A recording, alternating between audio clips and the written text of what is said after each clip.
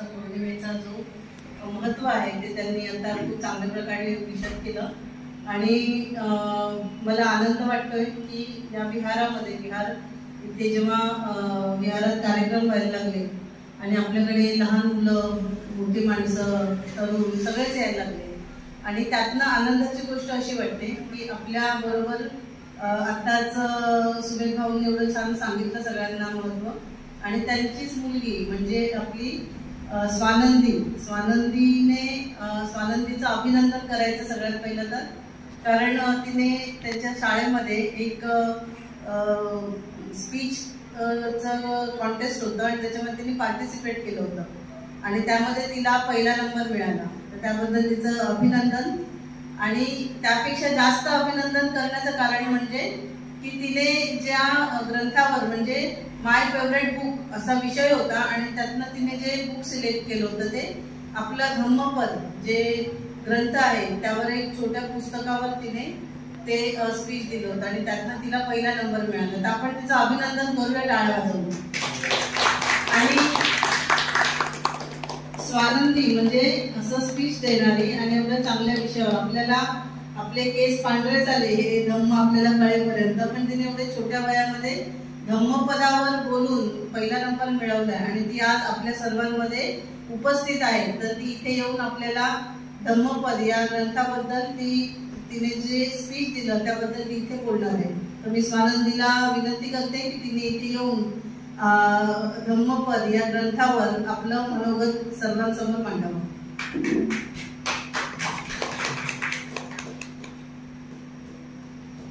नमो बुद्धाय. जय भीम. आषाढ पौर्णिमेचे खूप खूप शुभेच्छा. माझं नाव स्वानंदी सुमेध मोहिते. मी 4थी ब मध्ये शिकत आहे. माझा विषय आहे माझे आवडीचे पुस्तक धम्मपद.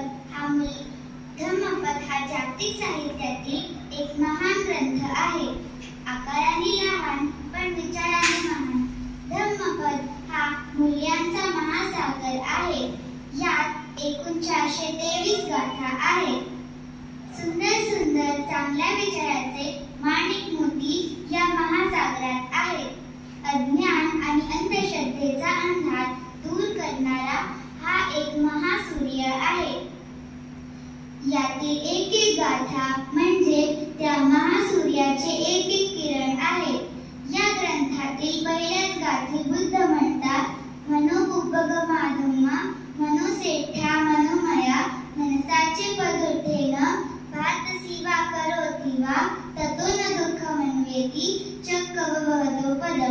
या प्राचीन पाली भाषेतील मराठी अनुवाद असा की मन हेच मुख्य आहे.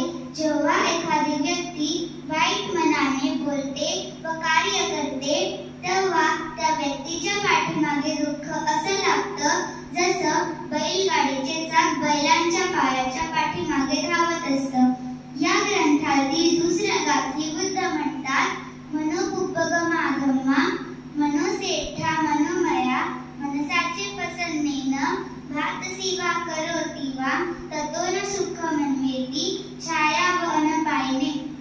या प्राचीन पाली भाषेतील मराठी अनुवाद असा की मन हेच मुख्य आहे. जेव्हा एखादी व्यक्ती चांगल्या मनाने बोलते व कार्य करते तेव्हा त्या व्यक्तीच्या पाठीमागे सुख असं लागतं जसं त्या व्यक्तीची छाया त्याची कधीच साथ सोडत नाही. धम्मपदातून मला 3000 वर्षापूर्वीची भारताची प्राचीन पाली भाषा शिकायला मिळते, म्हणून मला हे ग्रंथ खूप आवडतं. जय भीम, जय भारत. बोलायचंय. हा, आज आपण इकडे आषाढ पौर्णिमा साजरी करीत आहोत. आषाढ पौर्णिमा म्हणजे गुरुपौर्णिमा. माझे गुरु म्हणजे माझे पप्पा आणि माझे बाबा. आता जे काही मला धर्माविषयी माहिती आहे ते फक्त आणि फक्त माझ्या बाबांमुळे आणि माझ्या पप्पांमुळे माहिती आहे. तर आजच्या दिवशी आषाढ पौर्णिमेच्या निमित्ताने मी त्यांना वंदन करते. धन्यवाद. खूप छान. पहिला नंबर तिला का मिळाला हे आता कळलं. म्हणजे तिने फक्त स्पीच दिलं नाही पाठांतर करून किंवा काय, पण तिने त्याच्यावर अभ्यास पण केलाय आणि बोलताना जो कॉन्फिडन्स कळतो ना की आपल्याला काही समजून बोलतोय आणि आपण पाठांतर करून बोलतोय, तर ते समजून बोलते ती. आणि एवढ्या लहान वयामध्ये तिला हा धम्म समजला. बुद्धांनी सांगितलेली जे पालेभाषेतनं जो धम्म दिलाय तो तिला ऐकायला मिळाला आणि तो तिला समजून तिने आज आपल्यापर्यंत पोहोचवला. म्हणजे खूप मोठी गोष्ट आहे. स्वानंदी, तुझं खरंच मनापासून अभिनंदन आणि कौतुक. म्हणजे मला खरंच पहिल्या वेळेस मी बघितलं की एवढ्या लहान मुलीने एवढ्या छान पद्धतीने हा विषय सगळ्यांसमोर समजून सांगितला.